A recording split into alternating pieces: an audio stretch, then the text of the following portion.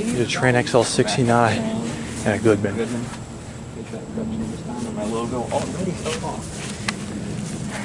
Yeah. Open reciprocating compressor. This one's a 2005, I believe. That one's short, and this one is very high. I think she's the short one. This one is very short, and this one is very high. Short one doesn't have access to the dark web.